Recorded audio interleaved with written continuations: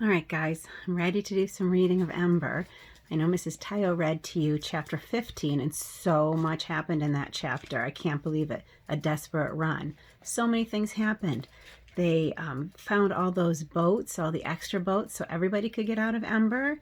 And then they went home, and Dune packed a bag, if you remember. And then the guards came. Remember that? Spreading vicious rumors. Oh my goodness. And they're on the run. They're like fugitives. Lena and Dune, they're like fugitives. They're hiding out in the school. And there's even a reward out for them. I can't believe it. So much has changed. They went from just being everyday kids to now they're being wanted. This is crazy. And just before when we left off, Lena had left the school and she was going to go and take that message. And the last sentence, the guards had seen her, and Dune said, "They won't catch her." He thought, "I'm sure they won't catch her." Oh no. So now we're on chapter 16 called The Singing. I'm going to read this chapter to you. When Lena heard the guards shout, terror shot through her. She ran faster than she had ever before. Her heart was pounding wildly. Behind her, the guards kept up their shouting, and she knew that if other guards were nearby, they would come running. She had to find a hiding place. Ahead of her was Billabo Square. Was there a spot she could duck into? And like an answer, Dune's words came back to her. The library. It's almost always open, even on holidays. She didn't have time to think. She didn't ask herself whether Edward Pocket would be willing to hide her, or whether there would even be a good place to hide in the library. She just ran for the passageway that led to the library door and darted down it. But the library door wouldn't open. She turned the knob frantically. She pulled and pushed, and then, at the same time that she heard the running footsteps of the guards coming into the square, she saw the small handwritten sign stuck to the door, closed for the singing. The guards were very near now. If she ran, they would see her. She flattened herself against the wall, hoping they wouldn't think to look in the library passage. But they did. "Here she is!" yelled one of the guards. She tried to shoot past him, but the passage was far too narrow, and he caught her by the arm. She pulled and twisted and kicked, but the chief guard had her now too. He gripped her other arm with fingers that felt like iron. "Stop your struggling!" he shouted. Lena reached up and grabbed a handful of his wiry beard. She pulled with all her might, and the chief guard roared. But he didn't let go. He yanked her forward, almost off the ground, and the two guards dragged her across the square at an awkward, lopsided pace that made her stumble over her own feet. "You're hurting me," Lena said. "Don't hold so tight." "Don't you tell us what to do," said the chief guard. "We'll hold you as tight as we want till we get where we're going." "Where is that?" said Lena. She was so enraged at her bad luck that she almost forgot to be afraid. "You're going to see the mayor, missy," said the chief guard. "He'll decide what to do with you." "But I haven't done anything wrong." "Spreading vicious rumors," said the guard. "Telling dangerous lies calculated to cause civil unrest." "It's not a lie," she said. But the guard gripped her arm even more tightly and gave her a shove so she stumbled sideways. "No talking," he said, and they walked the rest of the way in grim silence. A few people had already gathered in Harkin Square, though the workers were still getting it ready for the singing. Street sweepers crossed the square back and forth, pushing their brooms. Someone appeared at a second-floor window of a building on Gilly Street and unfurled one of the banners that was always displayed for the singing. A long piece of red cloth, faded after years of use, but still showing its design of wavy lines representing the river, the source of all power. That was for the Song of the River. There would be a banner on the Broad Street side of the square, too, this one deep gold yellow, with a design like a grid to represent the Song of the City, and another banner on Otterwell Street for the Song of Darkness, perfectly black except for the narrow yellow edge. The guards marched Lena up the steps of the gathering hall and through the wide doorway. They took her down the main corridor, opened the door at the end, and gave her one last push, a push that caused her to stagger forward in an undignified way and bump up against the back of a chair. It was the same room she'd been in that other, much happier day, her first day as messenger. Nothing had changed. The frayed red curtains, the armchairs with the upholstery, worn thin, the hideous mud-colored carpet, the portraits on the wall looked down at her sorrowfully. "Sit there," said the chief guard. He pointed at a small, hard-looking chair that faced the large armchair. Lena sat. Next to the chair was the small table she remembered from before, with the china teapot and a tray of china teacups with chips all around their edges. The chief guard left the room, to find the mayor, Lena supposed. The other one stood silently with his arms folded across his chest. Nothing happened for a while. Lena tried to think about what she would say to the mayor, but her mind wouldn't work.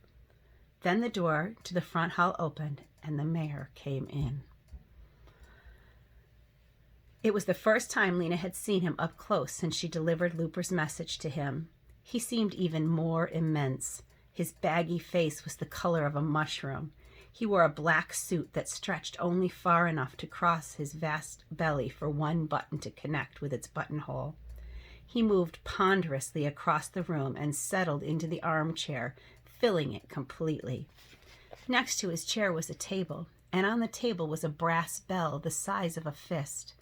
The mayor gazed for a moment at Lena with eyes that looked like the openings of tunnels, and then he turned to the guards. "Dismissed," he said, waving the back of his hand at him. "Return when I ring the bell." The guard left. The mayor swung his gaze back to Lena. "I am not surprised," he said. He lifted one arm and pointed a finger at Lena's face. "You have been in trouble before, going where you shouldn't." Lena started to speak, but the mayor held his hand. It was an oddly small hand with short fingers, like ripe pea pods. "Curiosity," the mayor said. "A dangerous quality, unhealthy, especially regrettable in one so young." "I'm 12, said Lena. "Silence," said the mayor. "I am speaking." He wriggled slightly from side to side, wedging himself more firmly into the chair. He'd need to be pried out of it, Lena thought. "Ember, as you know," the mayor went on, "is in a time of difficulty. Extraordinary measures are necessary. This is a time when citizens should be most loyal, most law-abiding, for the good of us all." Lena said nothing. She watched how the flesh under the mayor's chin bulged in and out as he spoke, and then she turned her eyes from this unpleasant sight and looked carefully around the room. She was thinking now, calculating, not about what the mayor was saying. "The duties of a mayor," said the mayor, "are complex, cannot be understood by regular citizens, particularly children. That is why," he went on, leaning slightly forward so that his stomach pushed farther out along his lap, "certain things must remain hidden from the public. The public would not understand. The public must have faith," said the mayor, once again holding up his hand, this time with a finger pointing to the ceiling, "that all is being done for their benefit, for their own good." "Hogwash," said Lena. The mayor jerked backwards. His eyebrows came down over his eyes, making them into dark slits. "What?" he said. "Surely I heard you incorrectly." "I said hogwash," said Lena. "It means—" "Do not presume to tell me what it means," the mayor cried. "Impudence will make things worse for you." He was breathing heavily, and his words came out with spaces between them. "A misguided child such as yourself requires a forceful lesson." His short fingers gripped the arms of the chair. "Perhaps," he said, "your curiosity has led you to wonder about the prison room. What could it be like, Dark, cold, uncomfortable?" He made the smile that Lena remembered from assignment day, his lips pulled away from his small teeth, his gray cheeks folded. "You will have a chance to find out. You will become closely acquainted with the prison room. The guards will escort you there. Your accomplice, another known troublemaker, will join you as soon as he's located." The mayor turned to look for the bell. This was the moment when Lena had planned to make a dash for freedom. She thought she had a slim chance to succeed if she moved fast enough, but something happened in that instant that gave her a head start. Can you guess what it is? Are you ready? The lights went out. There was no flicker this time, just sudden, complete darkness. It was fortunate that Lena had already planned her move and knew exactly which way to go. She leapt up, knocking over her chair. With her arm, she made a wide sweep and knocked over the table next to the chair as well, the furniture thumping to the floor, the teapot shattering, and the mare's enraged shouts made a clamor that covered the sounds of her footsteps as she dashed to the stairway door. Was it unlocked? She reached for the knob. Grunts and squeaks told her that the mare was struggling to rise from his chair. She turned the knob and pulled. The door sprang open. She closed the door behind her and leapt 2 steps at a time. Even in the pitch dark, she could climb the stairs. In the room, the bell clanged and clanged, and the mare bellowed. Do you see what she just did? Instead of running outside, she went up those stairs. Remember the stairs that led to the roof that she took the last time? She's so smart. When she got to the first landing, she heard the guards shouting. There was a crash. Someone must have fallen over the toppled chair and table. "Where is she?" someone yelled. "Must have run out the door." Did they know which door? She didn't hear footsteps behind her. If she could just make it to the roof, and if from the roof she could jump to the roof of the prison room, and from there to the street, maybe then she could escape. Now remember that that it's a 2-story building, the only 2-story building, the gathering hall, but the prison room is only 1 story. So if she jumps from the roof of the gathering hall, she can jump down to the roof of the prison room, which is only 1 story, and then jump down to the ground. She's thinking she can get away. That's her plan. Let's see. Then maybe she could escape. Her lungs were on fire now. Her breath was burning in her throat, but she climbed without stopping. And when she came to the top, she burst through the door to the roof and ran out. Now remember, it's pitch black. And that, just that second, was when the lights came back on. It was as if the blackout had been arranged especially for her. I am so lucky, she thought, so extremely lucky. Ahead of her was the clock tower. She went around to the other side of it, no dancing on the roof this time. A low wall ran along the edge of the building. Lena approached it cautiously and peered out over the swarm of people assembling in Harkin Square. Directly below her was the entrance of the gathering hall, and as she watched... I still can't make it through a book without sneezing. And as she watched, 2 guards dashed out of the door and down the steps. Good, they had gone the wrong way. They must think she'd escaped into the crowd. For the moment, she was safe. The clock in the tower began to chime. 3 great booms rang out. It was time for the singing to begin. Lena gazed down at the people of Ember, gathering to sing their songs. They stood so close together that she could only see their faces, which were lifted up toward the sky, with the hard, bright lights shining down on them. They were silent, waiting for the songmaster to appear on the gathering hall steps. There was a strange hush, as if the city were holding its breath. Of the whole Ember year, Lena thought, this hush before the singing was one of the most exciting moments. She remembered other years when she had stood with her parents, too short to see the songmaster's signals, too short to see anything but people's backs and legs. She waited for the first note to thunder out. She felt her heart move at that moment every year. The sound would rise in waves around her like water, almost as if it could lift her off the ground. Now suddenly that moment came again. From hundreds of voices, the first notes of the song of the city, deep and strong. She felt as if she had the years before, a quivering inside, just as though a string under her ribs had been plucked, and a rush of joy and sadness mixed together. The deep rumbling chords of the song filled Harkin Square. Lena felt that she might step off the edge of the building and walk across the air. It seemed so solid with sound. The song of the city was long. There were verses about streets of light and walls of stone, about citizens with sturdy hearts, about stored abundance, never ending. Not true, Lena thought. But at last the song of the city wound down to its end. The singers held their final note with a few which grew softer and softer, and then there was silence again. Lena looked out at the lighted streets spread away in every direction, the streets she knew so well. She loved her city, worn out and crumbling though it was. She looked up at the clock, 10 minutes after 3. Dune would be getting ready to leave for the pipeworks. She didn't know whether he'd seen her being captured. If he had, he would be wondering if she'd been locked into the prison room.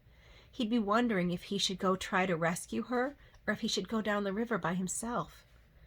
She should be hurrying to join him, but a sadness held her back, like a heavy stone in her chest. She bent her face into the palms of her hands and pressed hard against her closed eyes. How could she go away from Ember and leave Poppy behind? Because if she went, she must leave Poppy behind, mustn't she? How could she take her on a long journey of such danger?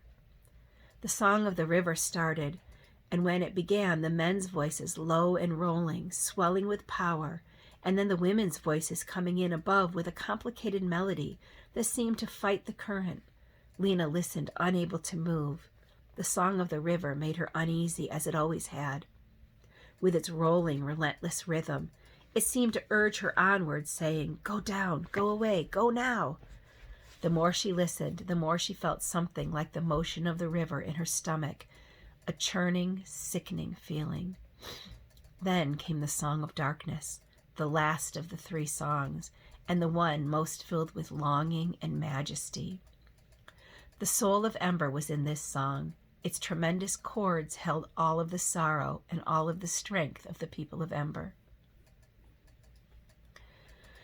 The song reached its climax. Darkness like an endless night, sang the hundreds of voices, so powerful in the air seemed to shiver. At that moment, the lights once more went out. The voices faltered, but only for an instant. Then they rose again in the darkness, stronger than they were before. Lena sang too. She stood up and sang with all her might into the deep, solid blackness. So the lights are off again, but this time the people don't seem scared. They're singing and they're feeling really strong about it, so they just keep singing and singing into the darkness. The last notes echoed and faded into a terrible silence. Lena stood utterly still. Will it end like this, she thought, at the finish of the last song? She felt the cold stone of the clock tower behind her back. She waited. Then an idea came to her that made her skin prickle. What if she were to shout into the silence right now? What if she were to say, "Listen, people, we found the way out of Ember. It's the river. We go on the river." She could announce the astounding news, just as she and Dune had planned to do. And then what would happen? Would the guards rush to the roof and seize her? Would the people in the square think the news was just a child's wishful thinking? Or would they listen and be saved? She could feel the words pushing up in her throat. She wanted so much to say them. She took a deep breath and she leaned forward. But before she could speak, a rumble of voices arose and someone shouted, "Don't move!" And someone else shrieked. The rumble rose to a roar, and then cries flew into the darkness from everywhere. The crowd was erupting into panic. There was no hope of being heard now. Lena clutched the edge of the clock tower, as if in the tumult below could cause her to fall. She strained her eyes against the darkness. Without light, she could go nowhere. "Lights, come back on," she prayed. "Come back on." Then she saw something. At first, she thought it was her eyes tricking her. She closed them tightly and opened them again. It was still there, a tiny point of light moving. What do you think it is? So she's on the roof and it's dark and she's looking out. She sees a tiny point of light moving. Can you guess? As she watched, it moved along slowly in a straight line. Then it turned and moved in a straight line again. Was it on River Road? She couldn't tell, but suddenly she knew just what it was. I bet you know too, don't you?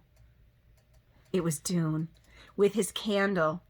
Dune was going toward the pipeworks in the dark. That was such a weird feeling for her to see that, because light isn't movable, right? But now that they have the candles, it is.